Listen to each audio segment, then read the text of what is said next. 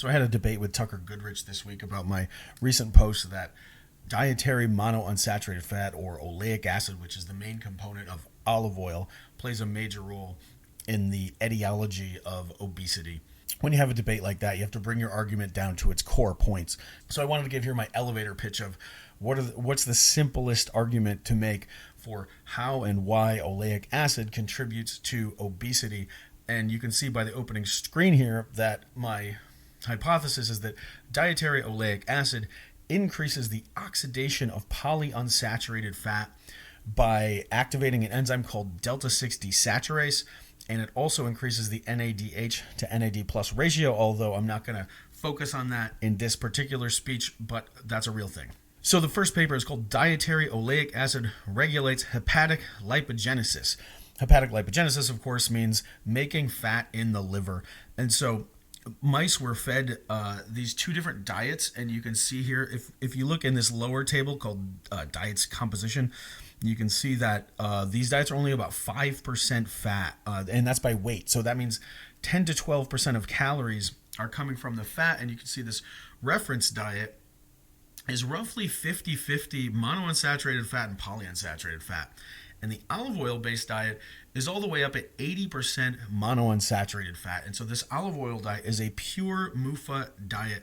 And what happens is, and you can see, so the red staining in this is showing liver fat accumulation. So all those little red dots are liver fat droplets. And so you can see that the diet that's pure MUFA causes substantially more liver fat accumulation.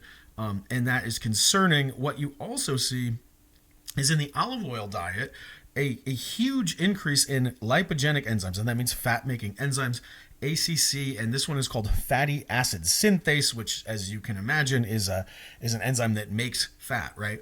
And so fatty acid synthase is increased by 400% by getting only 10 to 12% of your calories as olive oil if you were a mouse, as opposed to the other reference diet that was maybe only 3 or 4% of calories as olive oil. Furthermore, and even more concerningly, the olive oil diet increases desaturase enzymes. So this is SCD1, which I've talked about a ton on my blog on this video series in the past. But this one, delta-6 desaturase, is called FADS2 in mice. It's also known as delta-6 desaturase. And this is what I'm really going to focus on this video, is the fact that monounsaturated fat increases delta-6 desaturase activity and why that's a problem. This is in humans. Those obese humans are 14 times as likely to have upregulated delta-6 desaturase.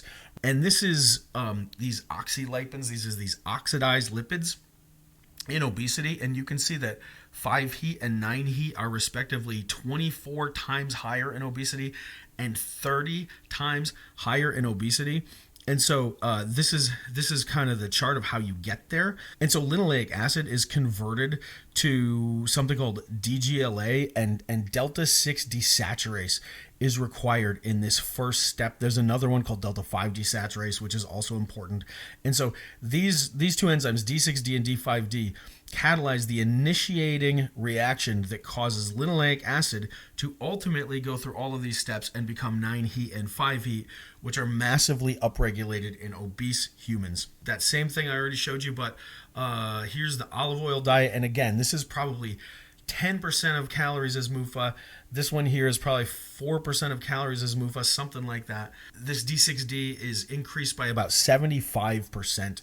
This is done in Potsdam. I believe that is a city in Germany.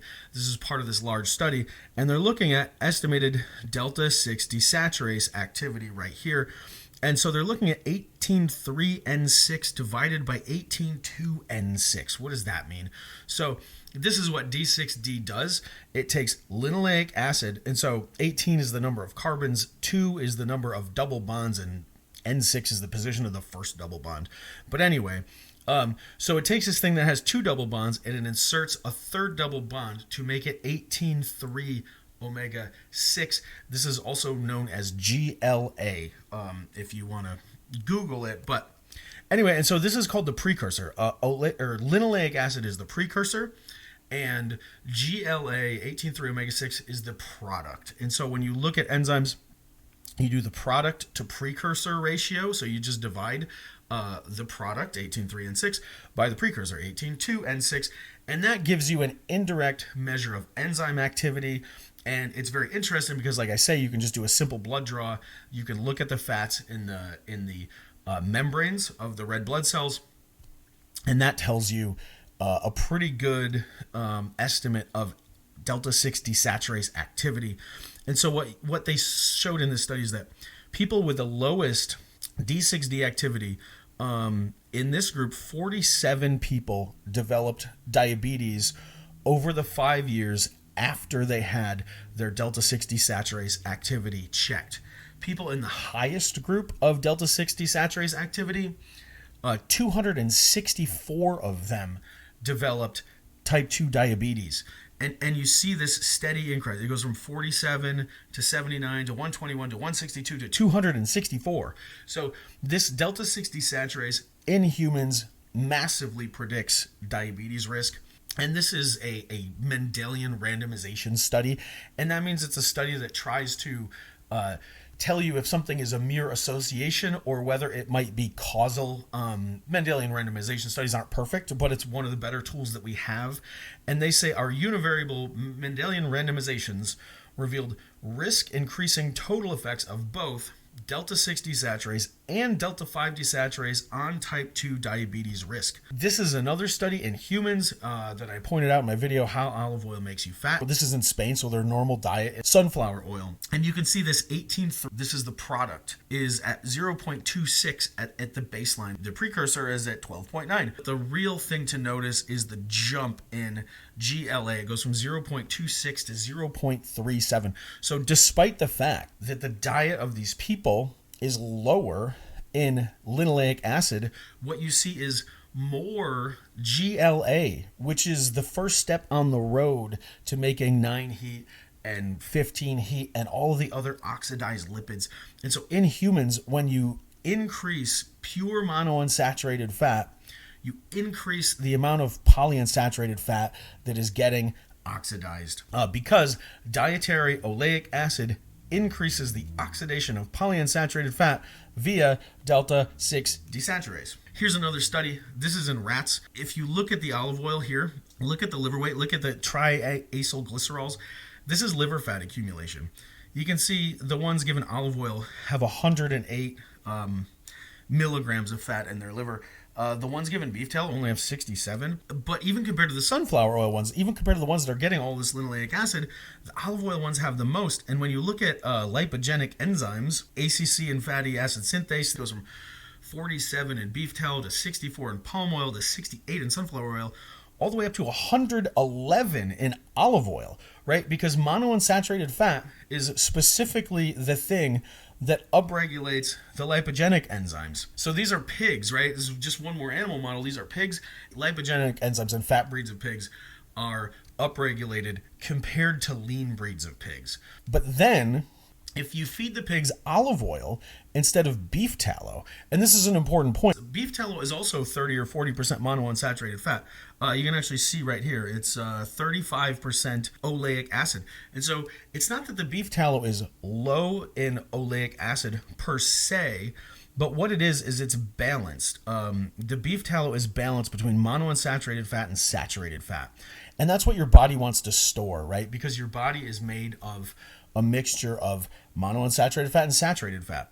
But if you go to pure monounsaturated fat, you have to increase lipogenesis, because lipogenesis, the first product of lipogenesis is saturated fat. And you can't store something like pure olive oil in your body. That's not what human body fat looks like, right? So if you eat pure olive oil, you have to upregulate those lipogenic enzymes to make some saturated fat to mix with them. Olive oil upregulates lipogenic enzymes, absolutely. And things that are fatter, this fat breed of pig, have upregulated lipogenic enzymes. And so this is another diet. You can see the name of the study is down here. So this is in mice. And this is a really good study because they actually looked, they feed them a bunch of different diets, which are actually very interesting. And then they look at actual oxidized lipins, right? Oxylipids or oxylipins, depending on what you want to call them. And And so this is a diet, these blue bars, right? So this contains 2% linoleic acid, and it's hydrogenated coconut oil. So it essentially contains 0 oleic acid. And without any oleic acid, you see very few oxidized linoleic acid, even though there's some linoleic acid in the diet. Let's move over here, okay? So these guys are given a mixture of hydrogenated coconut oil and soybean oil. And so they have 10% linoleic acid in their diet. So that's pretty high. But they only have about 4% oleic acid. They have a little bit higher, right? This is the vertical axis is oxidized lipids. They have a little bit higher oxidized lipids, but they're not that high. But then you look at it over here. So this diet is 1.4% linoleic acid. So this diet has less linoleic acid than the coconut oil diet. The diet that is the lowest in linoleic acid, the thing that ultimately gets oxidized, has the most oxidized linoleic acid in it because of the effects of oleic acid on delta 6 desaturase. Because dietary oleic acid increases PUFA oxidation via delta 6 desaturase. And just to show that this does ultimately cause obesity, here's 3 different diets. So in this case, this is the study they show in their main paper. And these are all cut 50-50. And the reason they're cutting them 50-50, they're trying to show that this monounsaturated fat is less fattening than soybean oil. With monounsaturated fat, the ratio of saturated fat to monounsaturated fat is very important.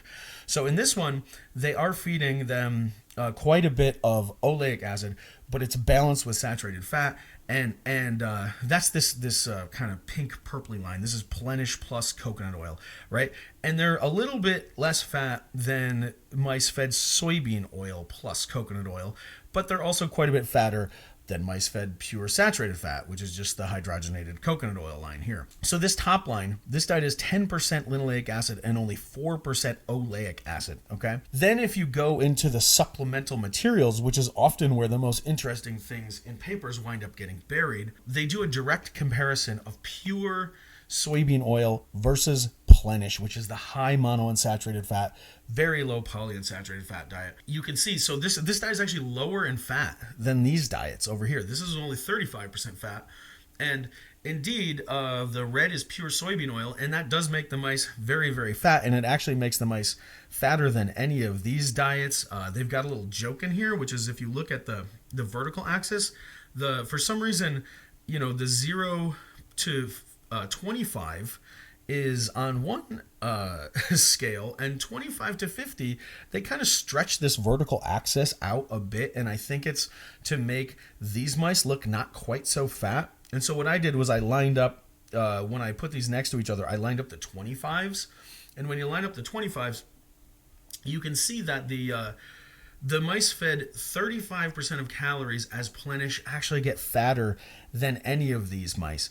And so these mice here are getting 10% linoleic acid, 4% oleic acid. These mice, the purple line, which are fatter, are getting only 2.6 linoleic acid, so about 1/4 of the linoleic acid, but they're getting 26% of their calories as oleic acid.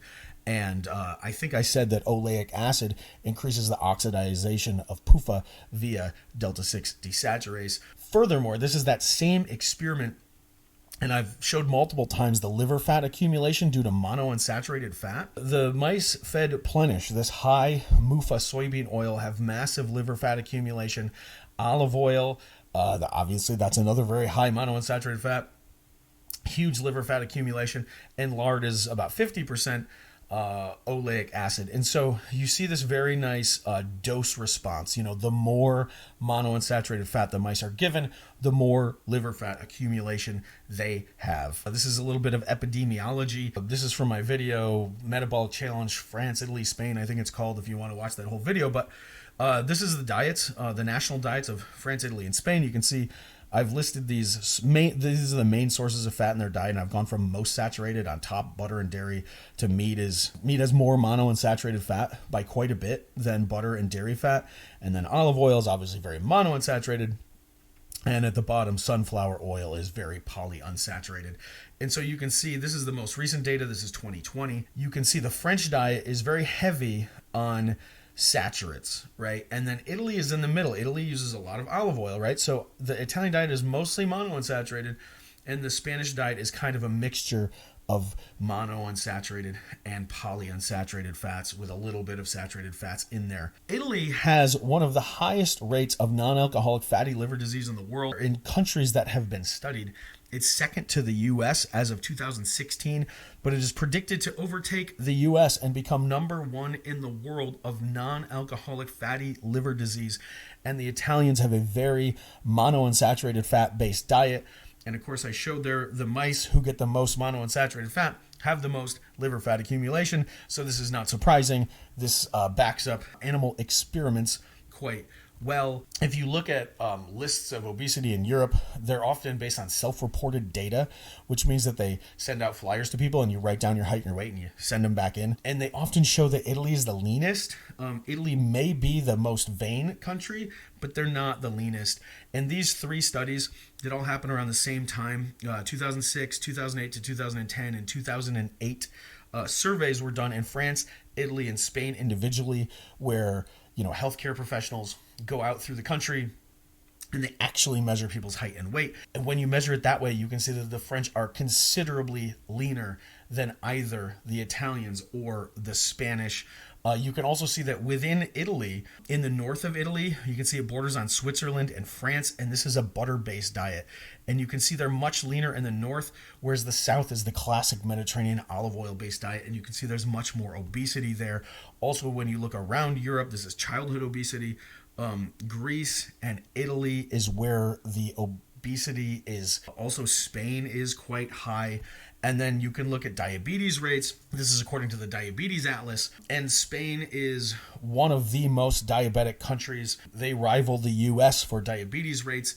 And that, again, is a diet based on olive oil and sunflower oil. Dietary oleic acid increases the oxidation of polyunsaturated fats via an enzyme called delta-6 desaturase, and also by increasing the NADH to NAD plus ratio. I may have said that before, but I think it's an important point, and I think this process of oxidizing PUFA is what's driving a lot of our modern metabolic diseases.